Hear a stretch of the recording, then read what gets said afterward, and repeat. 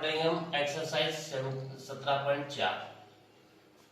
इस विधि में हम पढ़ेंगे पद विचलन विधि से माध्य ज्ञात करना। माध्य ज्ञात करने की 3 विधियां बताई थी मैंने, प्रत्यक्ष विधि, कल्पित विधि, जो हम पढ़ चुके हैं। आज पढ़ रहे हैं पद विचलन विधि। यह विधि प्रत्यक्ष से अलग है और कल्पित की तरह ही कल्पित से आगे निकलेगी। इसके अनुसार हमें सवाल दे रखा है वर्ग अंतराल 100 से 150, 150 से 200, 200 से 250, 250 से 300, 300 से 350, 350 से 400 और 400 से 450, 450 से 500 और इनकी संगत वारंवारताएं दी गई है हमें 24, 40, 33, 28, 30, 22, 16 और 7। सबसे पहले इन सभी वारंवारताओं का टोटल करेंगे और सिग्मा ऑफ एफ आई। जब हम सभी वारंवारताओं को जोड़ेंगे तो इनका टोटल आएगा 200। मध्यमान एक्स आई, वही एक्स आई निकालने के लिए बताया गया था कि वर्ग अंतराल की दोनों सीमाओं को जोड़कर 2 का भाग देना है। तो इनकी संगत दोनों 100 को 150 को जोड़ा 250, 2 का भाग दिया 125, 150 200 को जोड़ा 2 का भाग दिया तो 175, 200 250 को जोड़ा और 2 का भाग दिया तो 250। इसी प्रकार से सभी का एक्स आई का मान ज्ञात कर लेते हैं। अब हमें कल्पित विधि में जैसे माना गया था कल्पित माध्य, उसी विधि के अनुसार एक्स आई का लगभग 20 का मान, एक्स आई का लगभग 20 का मान, वो हमें कल्पित माध्य मानना पड़ेगा और लिखना पड़ेगा हमें माना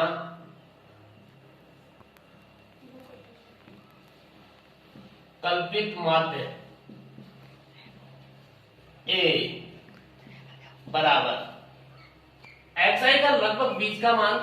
तो देखिए 3 मान नीचे के छोड़ दें, 3 ऊपर के, बीच में 2 मान आए 275 और 325। इनमें से हम कोई भी मान चुन सकते हैं, लेकिन 325 की एफ आई ज्यादा है, अतः इसको चुनेंगे और ये आएगा 325। इसके बाद में हमें डी आई निकालना पड़ेगा विचलन, और डी आई वो होगा एक्स आई माइनस ए। एक्स आई के मान में से इस ए का मान घटाना पड़ेगा हमें। तो पहला मान संगत मान है 125 में से 325 घटाएं, 175 minus 325, 225 minus 325, 275 minus 325, 325 minus 325, 375 minus 325, 425 minus 325, 475 minus 325। अब देखिए सभी के सामने बराबर का चिन्ह लगा दे, और बराबर के सामने का मान तो 0, बराबर के सामने का मान तो क्या 0, और 0 के ऊपर जितने भी चिन्ह संख्याएं हैं उनके साथ में माइनस चिन्ह लगा ले पहले ही, और नीचे चिन्ह कैसे आएगा प्लस का, और वो हमें लगाना नहीं है। अब उल्टा करके घटा लीजिए, 325 में से 125 गया तो 200, ये 150, इसका मान आया हमारा 100, ये 50, 0, 50, 100, 150। अब निकालेंगे हम यू आई, और यू आई कैसे निकलेगा, जो डी आई का मान आया उसमें एच एक सार्वंतर है, जो कि या तो क्वेश्चन में दिए गए वर्ग अंतराल के बराबर हो, या हम मर्जी से वर्ग अंतराल जब बराबर नहीं हो, सतत नहीं हो, तो हम हमारी मर्जी से कुछ भी दे सकते हैं। यहाँ पे वर्ग अंतराल सभी का 50 है, अतः अंतराल h बराबर 50। जब वर्ग अंतराल बराबर नहीं हो तो हम मर्जी से कोई भी वो मान ले लें जिनका भाग देने में आसानी हो, उस मान को भी सभी में DI का जो मान आया है इन सभी में 50 का भाग देना है। -200 में 50 का भाग देंगे तो आएगा -4।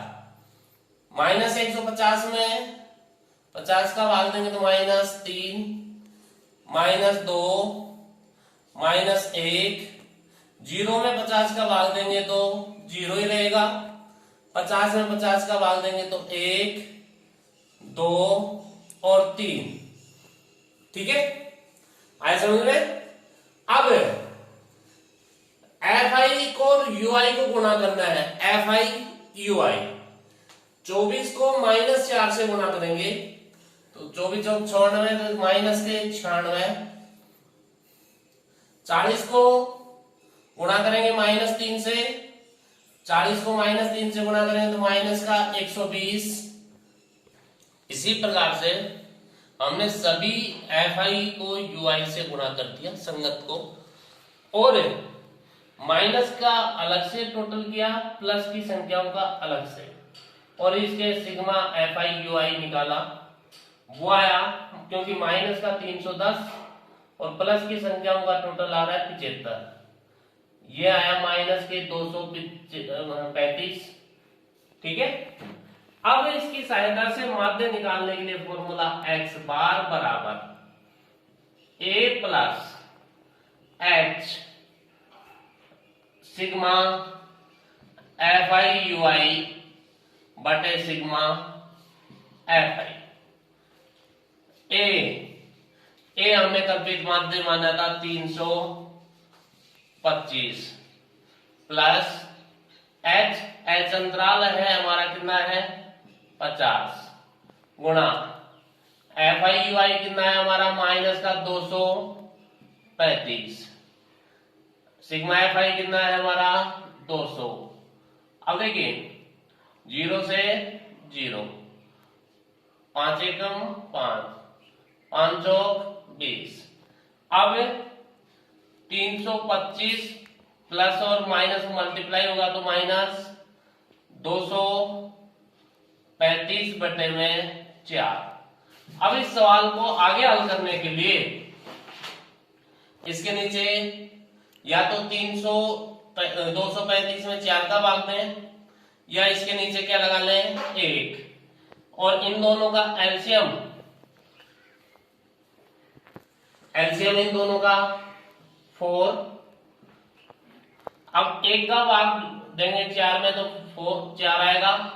अब 4 को कितने से गुणा करते हैं 325 से, तो ये 325 हो गए 1300, माइनस 4 का भाग 4 में देंगे तो 1, और 235 का गुणा करेंगे 1 से तो 235। अब 1300 में से 235 गए, देखिए तो 10, 0 में से 5 नहीं घटेगा तो असल लेंगे बगल से 10, 10 में से 5 गए तो 5, ये 9 रह गया, 9 में से 3 गए तो 6, ये 2, 2 में से 2 गए तो 0, और ये 1 बटे में 4।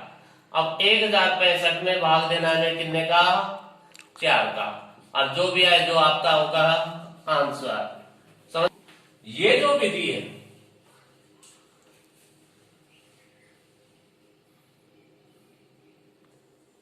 एक 1065 में जब 4 का भाग देंगे तो ये आएगा 265.25। यही हमारा क्या होगा आंसर।